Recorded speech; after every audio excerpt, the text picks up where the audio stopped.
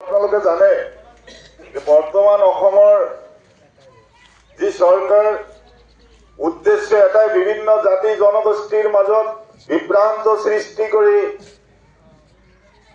ৰাজপথত ভোগ দখল কৰাটোৱে তেওঁলোকৰ উদ্দেশ্য। তাৰ জ্বলন্ত উদাহৰণ মালাধাৰা আৰু মুৰালীজাৰৰ এই ৰাস্তা।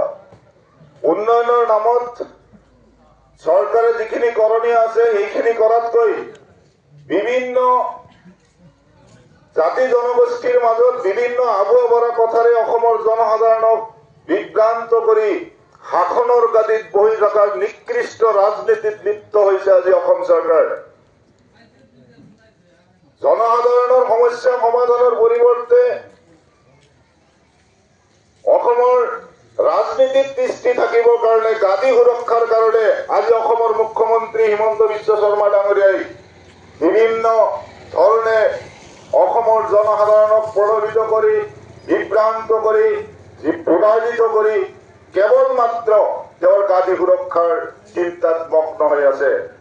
যাৰ কাৰণে আজি আমাৰ এই অঞ্চলৰ যি মূল সমস্যা, এই অঞ্চলৰ যি অতি ভয়ংকৰ যি সমস্যা মালাধাৰা আৰু হাতীসত্ৰৰ এই ৰাস্তাত আজি এখন পিলপিলি চলিব নোৱাৰে, এখন বাইক লৈ এজন মানুহ যাব নোৱাৰা অৱস্থা হৈছে।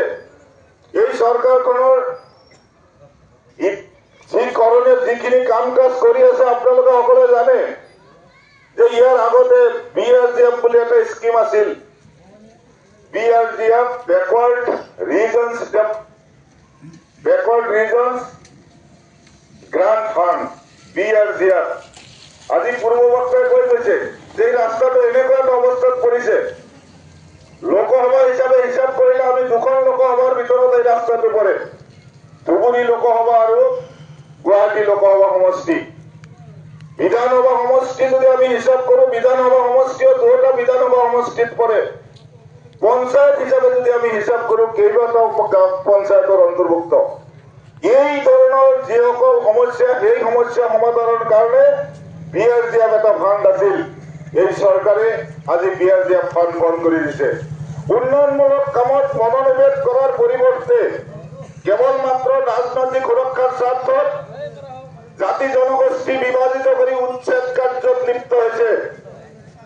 কোনোবা পাকিস্তান লিংক আছে নেকি তাৰ বাবে চৰকাৰৰ সময় হৈছে, কিন্তু সাধাৰণ জনতাৰ সমস্যা সমাধানৰ কাৰণে এই চৰকাৰৰ কোনো মনোভাৱ নাই। মুখ্যমন্ত্ৰী মহোদয় নিজেই অসমখনৰ ৰাজ্যখনৰ উন্নয়নৰ ফালে পিঠি দি কেৱল মাত্ৰ 26ৰ বৈতৰণি পাৰ হোৱাৰ কাৰণে যি কৰণীয় সেই পদক্ষেপ লোৱা আমি দেখিবলৈ পাইছো। গতিকে ইয়াত আমাৰ বিকল্প এটাই আছে যে আমি জনসাধাৰণে ইয়াৰ প্ৰতি তীব্ৰ আন্দোলন কৰি তুলিব লাগিব। আমাৰ অধিকাৰ আমি চৰকাৰৰ পৰা আদায় কৰিব শিকিব লাগিব। সেইকাৰণে মই আজি যিসকলে অৱস্থান ধৰ্মঘটত আহিছে সকলোলৈ মই আন্তৰিক ধন্যবাদ জ্ঞাপন কৰিছো। আৰু লগতে সমূহ জনসাধাৰণক মই আহ্বান জনাইছো, আপোনালোকৰ এই সমস্যা কোনো সমাধান কৰি নিদিয়ে। আপোনালোকৰ সমস্যা সমাধান কৰাৰ কাৰণে চৰকাৰৰ নামমাত্ৰ আগ্ৰহ নাই। গতিকে আপোনালোকৰ এই সমস্যা আপোনালোকে সমাধান কৰিব লাগিব। আপোনালোকৰ অধিকাৰ আপোনালোকে কাঢ়ি আনিব লাগিব। আহক আমি সকলোৱে আৰু জোৰদাৰ আন্দোলন কৰি আমাৰ এই সমস্যা সমাধান কৰি আমাৰ ভৱিষ্যত প্ৰজন্মৰ ছাত্ৰ ছাত্ৰীসকলক অসুবিধাৰ পৰা মুক্ত কৰো, আমাৰ ভৱিষ্যত প্ৰজন্মক আমি সুৰক্ষিত কৰো। এই আহ্বান মই সকলো ৰাইজলৈ জনাইছো। লগতে আমাৰ যিসকল সংগঠন আছে আজিৰ এই অৱস্থান ধৰ্মঘটৰ আয়োজন কৰিছে, বিভিন্ন সময়ত তেওঁলোকে বিভাগীয় কৰ্তৃপক্ষৰ ওপৰত ওচৰত দাবী জনাইছে। মই এই ধৰ্মঘট স্থলীৰ পৰা আমাৰ জিলাৰ যিসকল অধিকাৰী আছে, বিশেষকৈ PWD ডিপাৰ্টমেণ্টক মই আহ্বান জনাইছো যে আপোনালোকে চৰকাৰৰ চুৰতলবী মতে কুলিবোজা চকুৰ ভাও নধৰি আপোনালোকৰ যি কৰ্তব্য জনসাধাৰণৰ সমস্যা সমাধানৰ কাৰণে আপোনালোকৰ যি কৰ্তব্য সেয়া আপোনালোকে পালন কৰক। আপোনালোকে জনসাধাৰণৰ সমস্যাৰ সৈতে মোকাবিলা কৰিব পৰাকৈ ডিপাৰ্টমেণ্টৰ যিখিনি কৰণীয় আছে সেইখিনি কৰি আপোনালোকে সততাৰ পৰিচয় দিয়ক।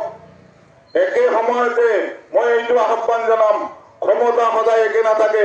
বিশেষকৈ মই অফিচাৰসকলক, বিভাগীয় কৰ্তৃপক্ষক মই আহ্বান জনাম যে আপোনালোকে এইটো কথা ভাবি নলব যে ক্ষমতা সদায় একে থাকে। জনসাধারণ অবিহনে গণতান্ত্রিক দেশৰ নাগৰিক হিচাপে আমাৰ অধিকাৰ আছে আৰু আমাৰ অধিকাৰ আপোনালোকে আমাক আদায় দিব লাগিব, আমাৰ সমস্যা সমাধান কৰিব লাগিব।